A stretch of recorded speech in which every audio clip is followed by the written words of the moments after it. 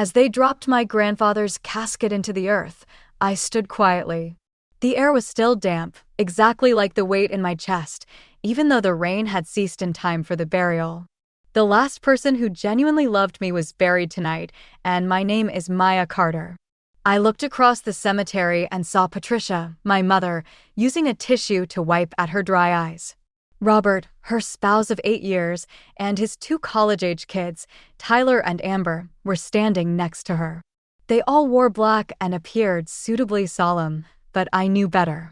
During Grandpa James's 3-month hospital stay, none of them had paid him a single visit. As disease gradually drew him away from me, I had been the one sitting by his bedside, holding his hand. "Maya," my mother said upon the conclusion of the ceremony. "I appreciate you setting things up. It would have been appreciated by James."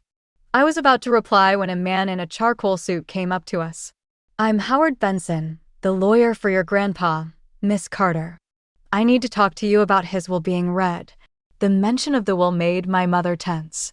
With hardly concealed curiosity, she inquired, "When will this take place?" "Now, if that's convenient," Howard answered, checking with me. "That's fine," was my response. We all assembled in my grandfather's large living room 20 minutes later. Sensing the tension, Howard remarked, "Let's move forward." He took a few papers out of his briefcase and sat down at the dining table. "I'll begin with the formal reading of the last will and testament of James Edward Carter," he said. I saw my mother's expression as Howard read the legal preamble. Her eyes were fixed on the papers in Howard's hands as she leaned forward a little. My stepsister Amber was constantly scanning the room, mentally listing things as though she was already making up her mind. "To my beloved granddaughter, Maya Elizabeth Carter, I leave my entire estate," said Howard, "including my primary residence at 1458 Cedar Avenue, my vacation home at Lake Clearwater, and all financial assets totaling approximately $800,000. There was silence in the room.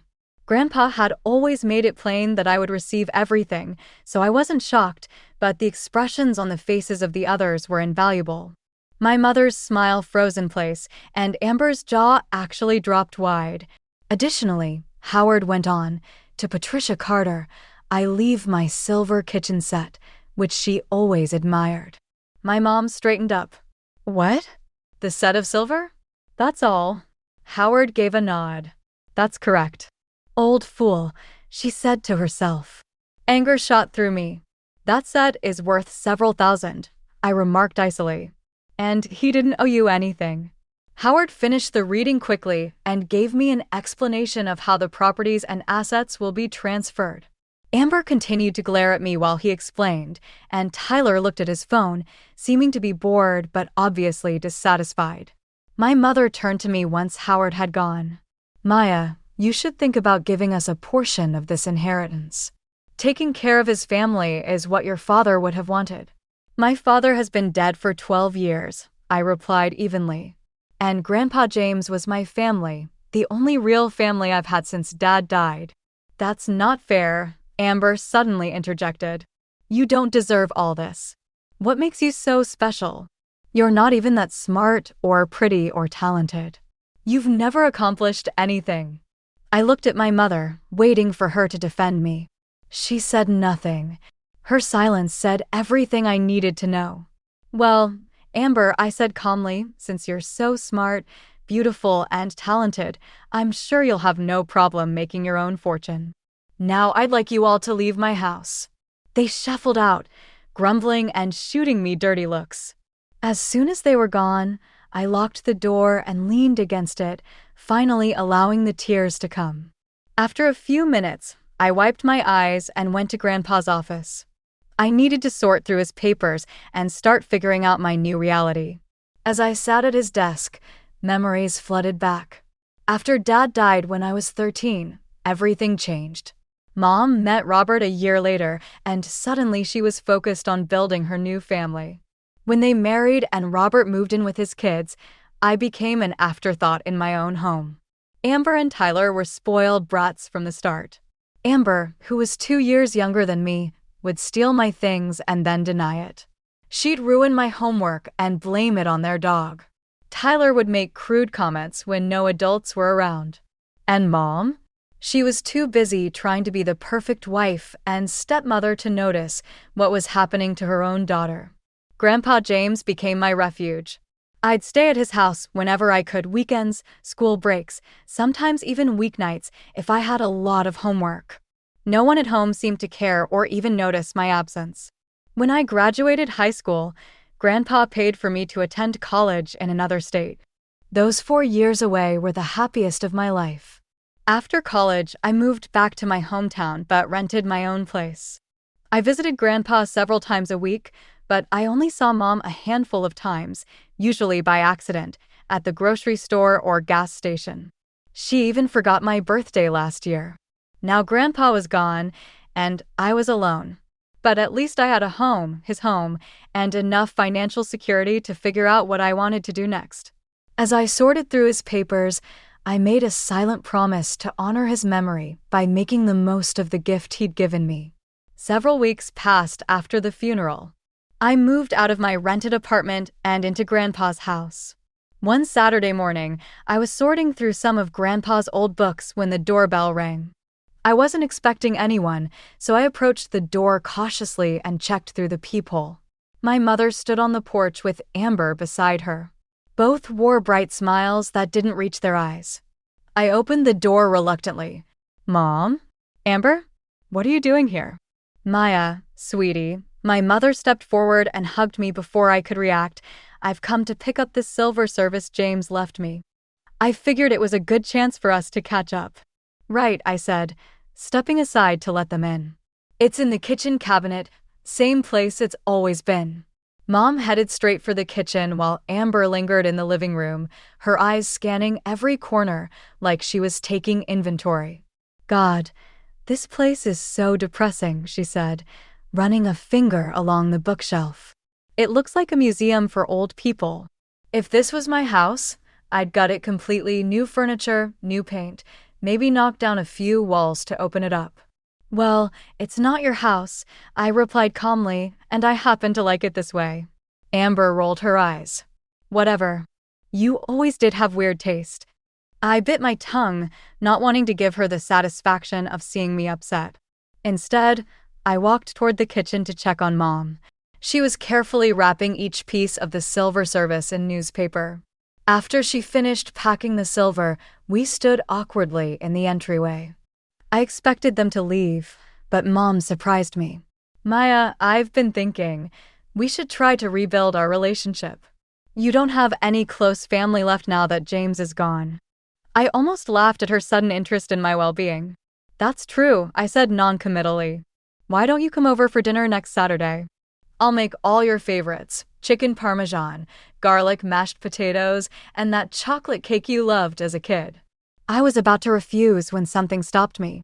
Maybe it was curiosity, or perhaps some small part of me still hoped for the mother I'd lost years ago. Okay, I said finally. What time? Mom's smile widened. 6 o'clock, Robert and Tyler will be there too. It'll be a proper family dinner. After they left, I sat on the porch swing trying to figure out what had just happened. Mom hadn't shown interest in my life for years, and now suddenly she wanted family dinners? The timing was suspicious, coming right after I'd inherited a small fortune. But maybe, just maybe, losing Grandpa had made her realize the importance of family. The week passed quickly, and before I knew it, Saturday arrived. I dressed casually in jeans and a sweater, not wanting to look like I was trying too hard. At 6 sharp, I pulled into the driveway of my childhood home. The house looked smaller than I remembered. I hesitated before ringing the doorbell, a flood of memories washing over me. This was where I'd grown up, where I'd played with Dad, where I'd felt safe and loved until I didn't anymore. Robert answered the door. Maya, he said with a nod, his usual greeting. He'd never bothered with hugs or even handshakes. Inside, Mom bustled around the dining room, setting the table with the silver service she'd just acquired from Grandpa's house. Tyler sat on the couch playing a video game, barely acknowledging my presence. Maya, Mom called. You're right on time. Dinner's almost ready. Can I help with anything? I offered. No need, I've got it all under control. Make yourself at home. Make yourself at home. The irony wasn't lost on me. This had been my home once, but now I felt like a stranger here. I decided to wander around while Mom finished in the kitchen. The living room was mostly the same, though the family photos now featured more of Robert's kids than me. I climbed the stairs to the second floor, running my hand along the banister where Dad had once measured my height with pencil marks. Looking for something? Amber's voice came from behind me. Just taking a walk down memory lane, I replied. She followed me up the stairs. I turned your old bedroom into my dressing room, she said with a laugh. You won't need it anymore anyway, right? I said nothing, just kept walking until I reached my old room. The door was open and sure enough, it had been transformed. My pale blue walls were now pink. Where my bed had once stood, there were now clothing racks filled with designer outfits. My desk had been replaced by a vanity table covered in makeup. I headed back downstairs, intending to offer help in the kitchen despite Mom's refusal. As I approached, I heard the clinking of glasses and peered around the corner. Mom was standing at the counter with her back to me, pouring something from a small bottle into a mug. She quickly tucked the bottle into her pocket when she heard the floor creak beneath my feet. Maya, she said, spinning around. I was just making your tea. You still like it with honey, right? Right, I said, my mind racing. What had she put in that mug? I retreated to the dining room, where everyone was gathering. Mom appeared a moment later carrying a tray with drinks. She handed me the mug I'd seen her tamper with. Your favorite tea, she said with a smile that didn't reach her eyes. I forced a smile in return. Thanks, Mom. As everyone settled in and began passing dishes, I noticed that Amber had an identical mug to mine. While Mom was distracted serving Robert, I casually switched our mugs. Everything looks delicious, I said, taking a small sip from my new mug. I watched Mom watching me, her eyes darting to the mug every few seconds. So, Maya, Robert said, breaking the silence, what are your plans for that big house? Seems like a lot of space for one person. I'm not sure yet, I replied. For now, I'm just getting used to living there. The conversation continued, but I was only half listening. I was too busy watching Mom's growing nervousness. I decided to stay longer than planned. I needed to know what was happening, what Mom had tried to do to me. Dinner dragged on uncomfortably. Mom hinted I should go, but I pretended that I didn't understand her words. An hour after we'd finished eating, Amber suddenly stopped mid-sentence while she was telling a story about her college professor. Her face turned pale and she swayed in her chair. I don't feel so good, she mumbled, pressing her hand to her forehead. Amber? Robert stood up quickly. What's wrong? Before she could answer, Amber slumped forward, her head hitting the table with a thud. She'd fainted. Everyone jumped up in panic. Robert rushed to his daughter's side, while Tyler stood frozen, staring at his sister with wide eyes. What's happening? Amber. Mom shrieked, shaking Amber's shoulder. Wake up. Robert checked her pulse. Patricia, call an ambulance. Mom fumbled for her phone with shaking hands as she dialed. I cleared my throat. I think I should mention something I said calmly. I accidentally switched mugs with Amber earlier. I noticed they were identical, and I wasn't paying attention to which was which. Maybe she drank something that didn't agree with her. Mom's eyes darted to the empty mug in front of Amber, then back to me. No, that's not. Robert, call 911. No. Tell them to hurry. Her panicked reaction confirmed my suspicions. I watched as she paced back and forth, muttering to herself. Robert was on the phone, describing Amber's symptoms to the dispatcher. Mom, I said quietly, what did you put in my tea? She whirled on me. Nothing. Don't be ridiculous. Then why are you so scared? What's happening to Amber? Shut up, she screamed, her composure completely gone. This is your fault. You switched the drinks. I stepped away and pulled out my own phone, dialing the police. Hello, I'd like to report an attempted poisoning, I said clearly. I believe my mother tried to drug me, but my stepsister got the drink instead. Within minutes, paramedics rushed into the house. As they worked on Amber, I quietly explained what I had seen, Mom adding something to my tea, and my suspicion that she had tried to drug me.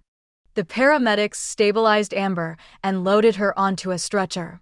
Her blood pressure is dangerously low, one of them told Robert. We need to get her to the hospital immediately. As they wheeled Amber out, police cars pulled up to the house. 2 officers came inside, and I repeated my story. The senior officer, a woman with kind eyes and a firm voice, asked Mom what she had put in the drink. Mom broke down in tears. It was clonidine. I took it from Mrs. Winters when I was cleaning her house last week. She uses it for high blood pressure. I knew it would make Ma's pressure drop, make her dizzy and disoriented while driving. She could have crashed her car. And then, she'd need us to help her recover. She'd have to share some of that money with us. The room fell silent. Even Robert was staring at her in shock. Patricia Carter, the officer said, I'm placing you under arrest for attempted murder. Murder? Mom gasped. No. I didn't want to kill her, just hurt her a little. Drugging someone without their knowledge, especially with a medication that could cause a car accident, shows intent to cause serious harm or death, the officer explained as she handcuffed Mom. As they led Mom out to the police car, she turned to look at me one last time. Maya, please, tell them I didn't mean it. I'm your mother. I said nothing, watching as they put her in the back of the patrol car. Robert came to stand beside me, his face ashen. I had no idea, he said quietly. I swear, Maya, I knew nothing about this. I believed him. Robert had many faults, but he wasn't violent or vindictive, just selfish and indifferent. You should go to the hospital, I told him. Amber needs you. He nodded, grabbing his keys and Tyler's arm. Are you going to be okay? I'll be fine, I said. I need to give my statement to the police, and then I'm going home.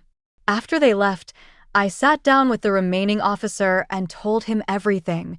The inheritance, Mom's sudden interest in reconnecting, what I'd seen in the kitchen, and the switched mugs.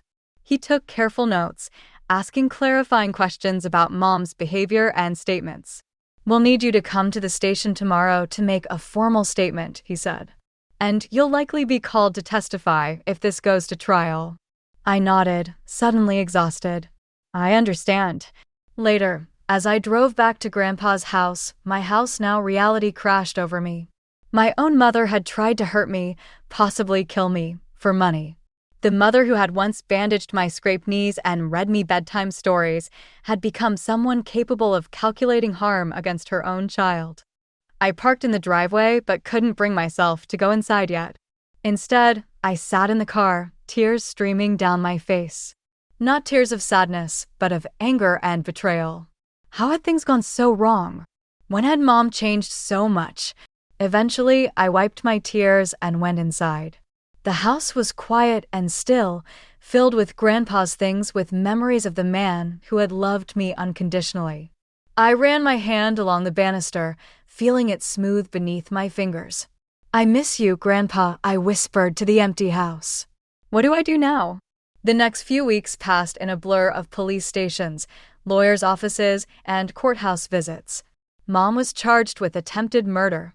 The evidence against her was overwhelming, her confession at the scene, the clonidine found in her pocket, and the hospital's confirmation that Amber had indeed been drugged with the medication. I sat through the preliminary hearing, watching Mom in her orange jumpsuit, her face pale and drawn. She kept trying to catch my eye, but I refused to look at her directly. Robert and Tyler were there too, sitting on the opposite side of the courtroom. Amber was still recovering at home. Mom's public defender tried to argue that she never intended to kill me, just cause a minor accident. But the prosecutor countered that giving someone a blood pressure medication that could cause them to lose consciousness while driving showed a reckless disregard for human life. In the end, Mom accepted a plea deal, 5 years for attempted second-degree murder, with the possibility of parole after 3 years. As they led her away, she finally caught my eye and mouthed, "I'm sorry."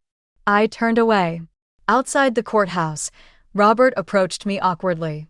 "Amber's doing better," he said. "She wants to talk to you." She was horrified when she learned what her mother tried to do. We all were. None of us would have gone along with something like that. I agreed to visit Amber the next day. When I arrived at their house, it felt strange knowing Mom wouldn't be there.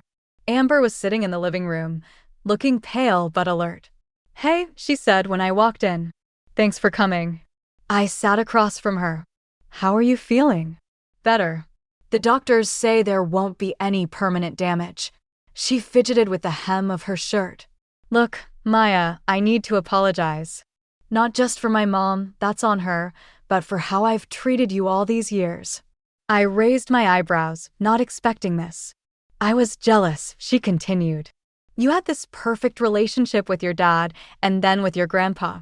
Even after your dad died, you had someone who put you first. No one ever put me first. Not even my mom." Her voice broke. "And I took it out on you." "It wasn't perfect," I said softly. "Just real." We talked for nearly an hour. Not about Mom or the inheritance, but about our childhoods, our misunderstandings, the family we might have had. Had it been in different circumstances, I wouldn't call it a reconciliation exactly, but it was a start. When I left, we agreed to meet for coffee sometime. I didn't know if it would actually happen, but the possibility existed now, which was more than I'd had before. 3 months after Mom's sentencing, I received a letter from the women's correctional facility where she was being held. I stared at the envelope for a long time before opening it.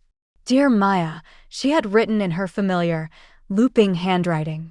"I know I don't deserve your forgiveness. What I did was unforgivable. I lost myself somewhere along the way after your father died. I was desperate to build a new life, one without the pain of remembering him. But in trying to escape that pain, I caused so much more. I pushed you away when I should have held you closer. You were all I had left of him, and I couldn't bear to see his eyes looking back at me through yours. I'm not requesting a visit or even a response. I just want you to know that I sincerely regret everything I did, even the horrible act I attempted to do to you. The years of disregard. Putting Robert and his children ahead of you. Forgetting what motherhood is all about. Maya, I'm very sorry. Even if I'm not in your life, I hope you find contentment and serenity one day. Love, Mom." I placed the letter in a drawer on Grandpa's desk after folding it and re-enclosing it in its envelope. I refrained from crying. I didn't think I had to answer. I might someday, but not just yet. Mom wanted more time to consider her options, and I needed time to start my own life without having to live with the guilt of her treachery. And I did just that. 1 year went by, and then another. I redecorated several areas of Grandpa's house while including some of my own design elements. I returned to school to get a master's degree in education, something I had always desired, using a portion of the bequest. I gradually created a life that felt like mine, acquired new acquaintances, and went on sporadic dates. After meeting up for coffee and supper, Amber and I finally became friends. Not intimate, yet polite and occasionally even very affectionate. Tyler left to go graduate school in another state. After selling their home, Robert relocated to a downtown condo. All we did was exchange Christmas cards. Every couple of months, Mom kept writing. Despite reading her letters, I never responded. She wrote about her therapy sessions, her goals and regrets, and the other women incarcerated. She stated in her most recent letter that she will soon be eligible for parole. She didn't ask if she could stay with me after her release or if I would support her release. She seems to realize that some bridges are irreparable.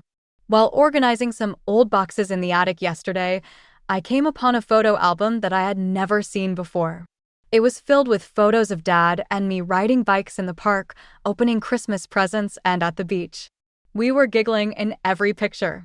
Grandpa wrote the following message in his handwriting on the final page. For Maya, never forget how much joy you brought to your father's life. He remains in you. Holding the album to my chest as I sat there surrounded by dusty boxes, I finally started crying for all I had lost and found. Both Dad and Grandpa had left.